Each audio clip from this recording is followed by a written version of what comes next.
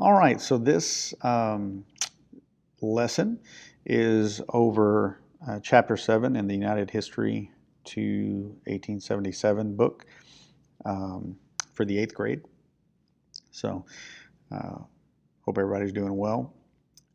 Today, this lesson is going to be over Chapter 7, Lesson 3, and we're going to wrap it up by covering some information about Lesson 4 as well, and then wrap up the chapter from there.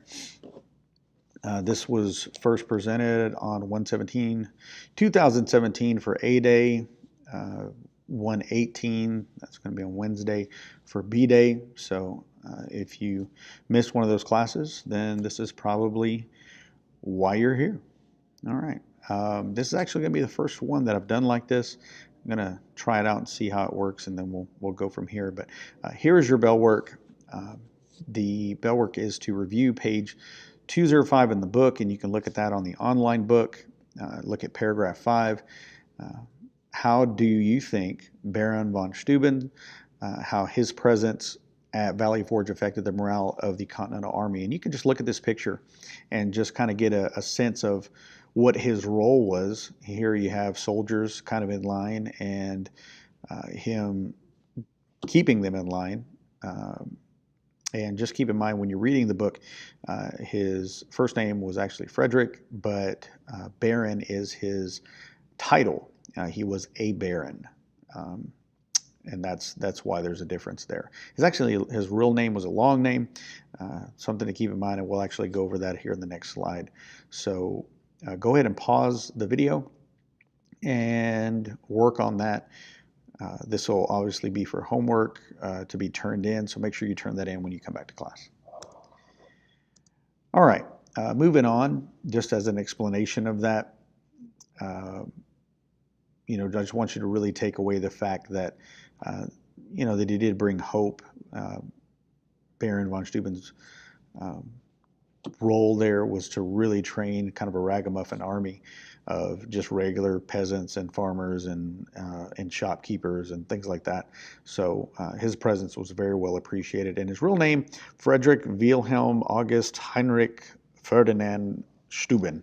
So very, very long name. Okay, so again, today the objective is to go over lesson 7.3 and 7.4, round out the chapter so that we can move on to chapter 8 pretty quickly. Now we're going to complete the notes for chapter 7, which you can download, and then we can go on from there. All right, the assignment will be depending on the class that you're in, and I'll explain that later, but some of the classes are doing lessons 3 and 4 section reviews. Some are doing chapter 7 vocabulary worksheet, others are doing a mind map, and others are doing the battle map activity. So I'll explain all that when we get towards the end on which one will do which. All right, going to kind of skip through this part, which is always a reminder at the beginning of classes that we're doing, that our pride posters say in the classrooms that you're supposed to be prepared, respectful, have integrity, be dependable, and have etiquette. Keep up with your planners, and don't forget to study and do your assignments, which if you're listening to this, that's exactly what you're doing. Okay, so looking over the TEKS for this lesson, we're going to go over significant individuals. Everybody in blue here are people that we've already talked about in class. We're going to talk about the majority of the rest of them today. 4C, you're going to look at the issues surrounding the important events of the American Revolution, and we've already talked about, again, all the things in purple. We've already talked about that, and we're going to talk about some of the other things today. Again, just finishing this out. All right, 1A. This is talking about the different areas of colonization, revolution, the Declaration of Independence, just different major areas of U.S. history from its beginning to 1877. And so that obviously covers the whole class, but the good amount of that beginning part we've already talked about and we'll continue to talk about today. We're going to locate different places today. This 22B is talking about contributions of significant political, social, and military leaders in the U.S. Specifically today, we're going to talk about John Paul Jones. 29D, the student is expected to identify points of view from a historical context surrounding an event. We're definitely going to do that more than once. So hopefully if we're successful. All right, if you did not finish the notes, please get with me. I'm not going to go over them in this video. This is for some of the classes that didn't finish the last part of the notes in the last class. We went ahead and went over them during this class at the beginning. But again, we're just going to focus on 7.3 and 7.4 today. Okay, so 7.3, the battleground shift.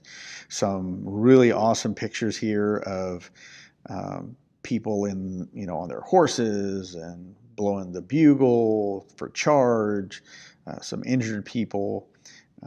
We're not going to go through all the different things. Just from these pictures, remember that the red coats, the ones wearing the red coat, that's the British, and the ones in the blue, those are the Patriots, and that's why they have the patriotic U.S. flag there. All right, so fighting in the West. We're going to talk about, that's where this battleground shifting idea comes from. We're going to talk about the different fronts. Some people think that the battles only happened in the colonies within those borders of the 13 colonies, and that is absolutely not the case. Native Americans actually did help with the side. Just like this says, some Native Americans helped the Patriots, but many, many more were with the British. And I want you to think about why. Why would that be? Well, the main reason is because the British didn't pose as much of a threat to them and their land. The Patriots wanted to, they wanted to actually take more land and to expand their territory and to settle new areas in Native American claimed territory.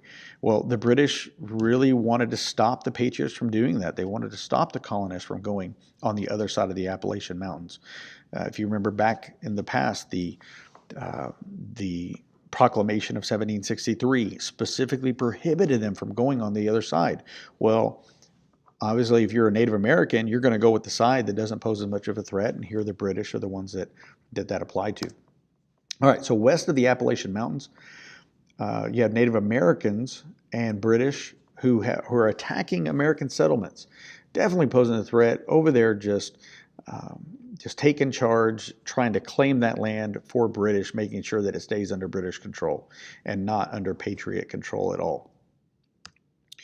Until George Rogers Clark, part of the Virginia militia, he took 175 men and he went and took some of those posts back. Some of those are Kaskaskia, and it's in modern day Indiana, and Vincennes, that's how you say that name, in modern day Illinois. Just a footnote, people from Illinois prefer Illinois, not Illinois with the S on the end. Just a helpful little hint. All right, so moving on. Wars at sea. And that last section, really, I just wanted you to take away from there that there, in the Midwest and Illinois and Indiana and those areas, there was a great deal of warfare going on there and a struggle for that particular land. But there was also wars at sea. The British were setting up a blockade. A blockade is where you have naval vessels there that are preventing other naval vessels from passing by, kind of like a Red Rover kind of a thing, but with boats instead of with people. The colonists were trying to get their boats back and forth, but the blockade was being set up to prevent them from getting past them. So what this does is it shuts down all of the trade, all the supplies, all of the replenishments from overseas. It really does kind of cripple them, and so it's going to cause a little bit of an issue. So naturally, if you're the colonist, you're going to get pretty offended by this, right? You're going to say, "Oh no, you didn't," or "No, you didn't." Congress ordered 13 warships to battle the British. Come on, guys. The 13 warships, first of all, is not a lot. It's just not. It's just not a lot of ships compared to 350 ships, 2,000 ships. This is not a lot. This is like bringing a slingshot against somebody with a machine gun. It's just not going to be enough to make a dent. Really, only 2 ships made it to sea, made it past the blockade. Other than that, all the other 13 of those ships, or the 11 of those ships, got captured, got destroyed, through the battle. not really a formidable defense against the strongest navy in the world. So in response, Congress authorized 2,000 ships to set sail as privateers. What is a privateer? This is somebody who is basically like a pirate. They're for hire. Think about in the last chapter, we talked about a mercenary, what a mercenary was. They're a hired soldier. Well, here you have privateers. They are hired sailors. So just like you have soldiers in the war, you have privateers, sailors who are being paid to act as naval vessels. And the benefit of the privateer was that they were making money. They were able to take millions of dollars, really in today's money, hundreds of millions of dollars worth of gold, and take it for themselves like pirates. They were able to go and trade in other ports. So yeah, it was easy, right? It was easy for pirates or for privateers to find crews for their ships. Like, oh yeah, hey, I want to get rich. Sure, why not? I don't have anything better to do.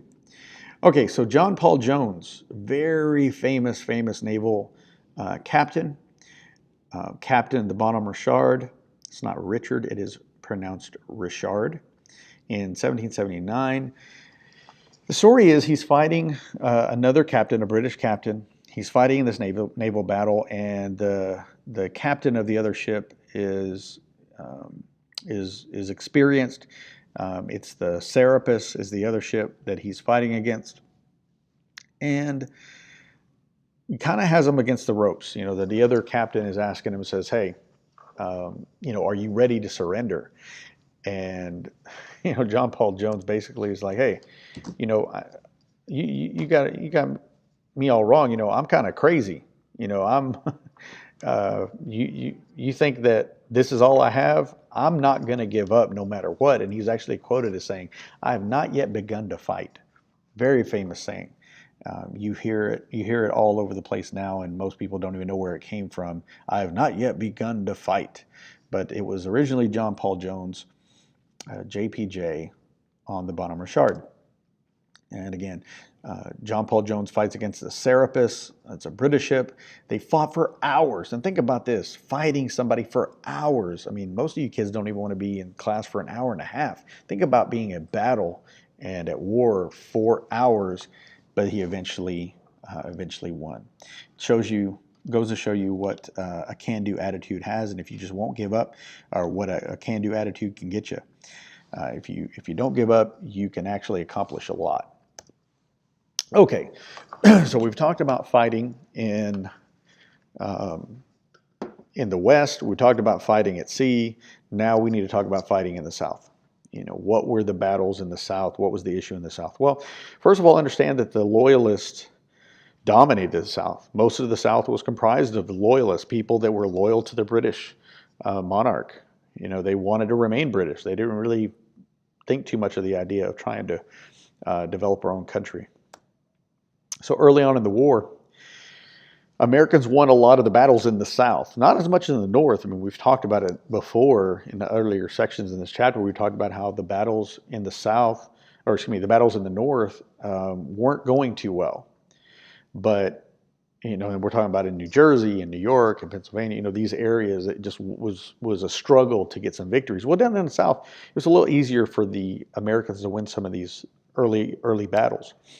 A couple of examples, you have 1776, Patriots won the Battle of Morris Creek in Wilmington, North Carolina, and the Patriots also captured the port of Charlestown, South Carolina. Now, Charlestown in 1783, the year that the Treaty of Paris ended this war, the war that we're in right now, the American Revolution, ended. It actually ended a little before that, but by the time they signed the peace treaty in Paris in 1783, the actual fighting had already been stopped for a while. It just took them that long to negotiate the terms of treaty and peace. But in 1783, the peace treaty was signed, and one of the things, totally unrelated, this wasn't part of the peace treaty, it was just kind of a little bit of trivia, Charlestown was renamed Charleston. So Charleston, South Carolina, the way it is today, sorry about that. The way it looks today, you can see here's South Carolina, North Carolina. Wilmington is here north of Charleston, but both on the coast. And it goes to show why that was so important, why they cared, why that was such an important issue for them to have that area. So you saw it going back between the colonists took over, and then the British would take back over. It was a pretty big deal. Now we're going to go ahead and breeze past this activity. This was a class activity that we ended up not doing for the sake of time. But let's go over the early British success. In 1778, General Henry Clinton, as far as I know, there's no relation there with Hillary Clinton, but he was a British general, and he sent quite a few troops, 3,500 troops, as you see there in your notes, from New York to Savannah, Georgia. So New York to Savannah, what direction is that? Hopefully you said south. Correct. All right. So New York to Savannah, they're going south. And he led a second attack against Charlestown and won this time. So the British took it back over from the Patriots. Oh, moment of silence for that defeat. Clinton left Charles Cornwallis, General Cornwallis, in charge of the South when he returned to New York. So Clinton goes back to New York. Cornwallis stays behind.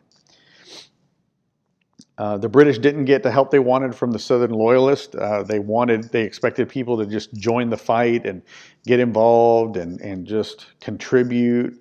It didn't happen. It didn't happen the way they wanted to, the way they expected it to. And so that was a definite hit to their plan, for success. Also around this time, Patriots, kind of like Francis Marion, nicknamed the Swamp Fox, they would do this kind of hit and run mentality, right? They would ambush the British troops as they were coming down the road. They would wait, they would hide, and then they would jump up, start firing at them, and then they would really quick leave, and they would flee to somewhere else. This really made a devastating blow on the British troops because they weren't used to that style of fighting. Again, Francis Marion nicknamed the Swamp Fox. I don't know for sure, but my hunch is that Francis Marion is a big part of the inspiration for the movie The Patriot, because he did get a good reputation of doing exactly what that guy did in The Patriot. All right, so Spain now entering the wars. The war in 1779, Spain declared war on Britain. So now we have France who's involved in the war. We obviously are fighting the British. You have help from all these other countries coming in, and Spain now officially declares war on Britain. Now this does a few things for us. Number one, it gives us the help of Bernardo de Galvez. He's a Spanish governor of Louisiana, helped the Patriots by sending supplies up the Mississippi River. He controlled the mouth of the Mississippi. Now, if you remember the Mississippi, it goes from the Gulf of Mexico almost all the way up to the Great Lakes, very, very far north. So if you have control of that, you can get supplies just about anywhere up and down the middle of the United States. So valuable, and it will be a source of tension throughout these next wars that we're going to talk about later on in the school year. But with this help, we were able to not only get supplies, but actually Galvez's troops were helping us to fight the British right there along the Gulf of Mexico. So very big score with getting Spain into the war. Great stuff.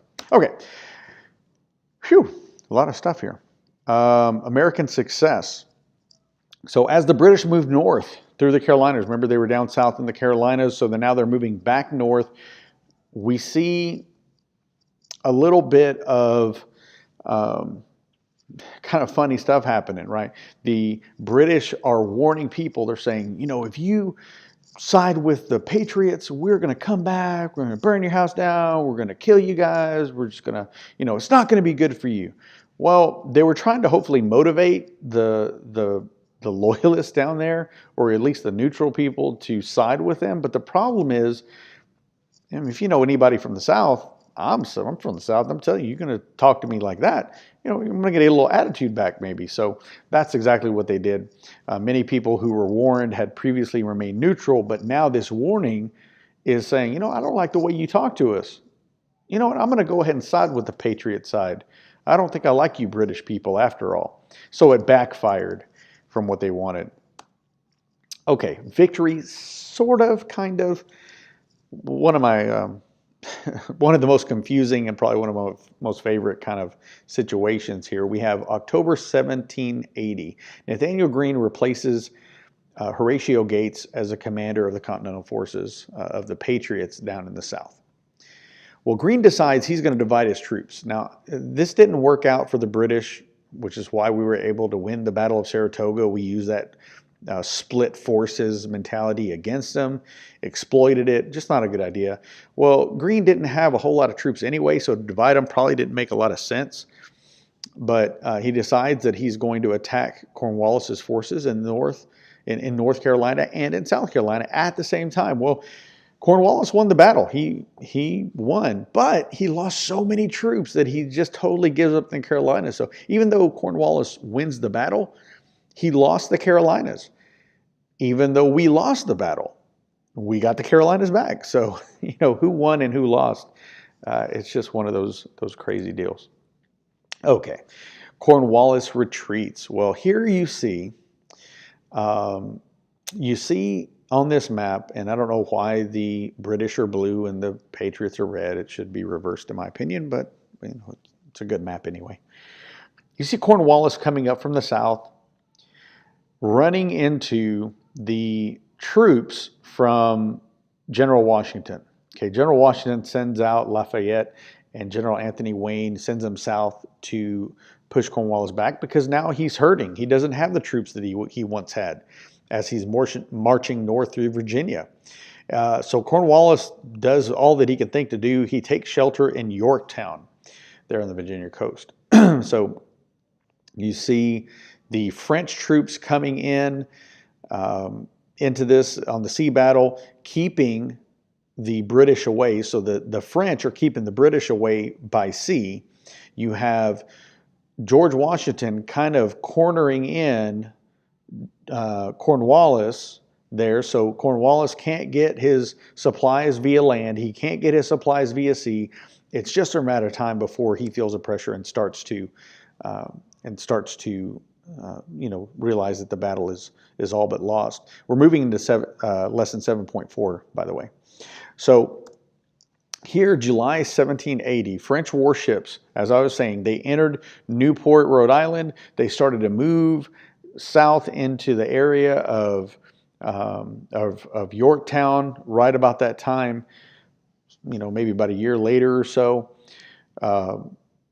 under the command of Rochambeau. He's a French commander of their fleet. And now at Yorktown, and this Battle of Yorktown is actually happening in 1781. It's not on your slide here, but it's in 1781, and Yorktown is where the British finally surrendered under Cornwallis. The French fleet blocking them in, preventing new supplies from coming in, as we were mentioning before. Washington's troops attacking the other supply lines and just kind of squeezes them until they surrender.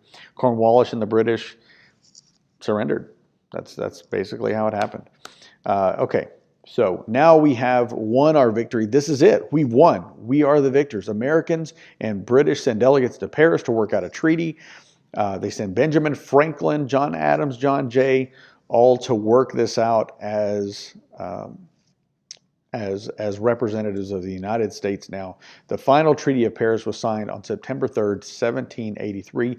Please remember that there are two treaties of Paris that we have talked about in class. The first one was the Treaty of Paris of 1763. This ended the French and Indian War. Again, French and Indian War was ended by the Treaty of Paris of 1763. The American Revolution Treaty of Paris was signed 1783, 20 years later. Do not get those two confused. Very easy to do so. So please make sure that you're studying those and that you're keeping them straight in your mind. Here's what the Treaty of Paris said. Treaty of Paris had the following stipulations. Britain recognized the United States as an independent nation. The British would withdraw their troops from the American territory.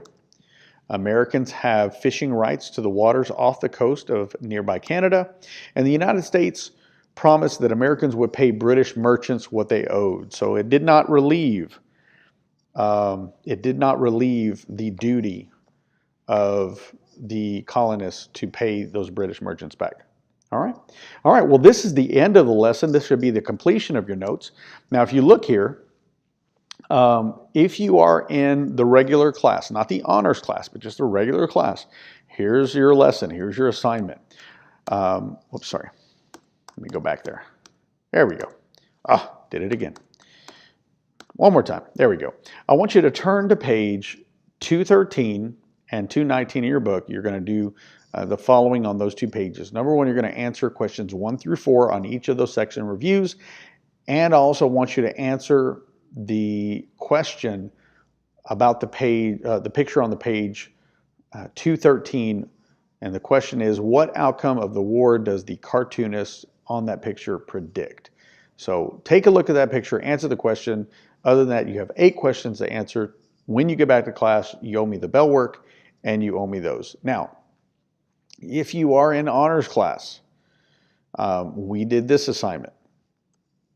Now, we got together and we, in groups, reviewed Chapter 7, and we created a map of the major battles in the war, trying to put as many locations as possible on one map. So if you are watching this and you were not in class, your responsibility is to do this on your own. And again, this is honors class only.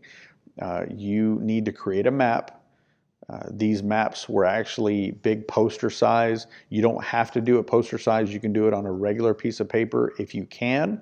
If you would like to do it on a bigger piece of paper just for the size, you can. I'm going to leave that up to you. What size of paper or poster board you want to use is totally up to you. But definitely put a little bit of effort into this because I am going to be displaying these in the classroom. Okay?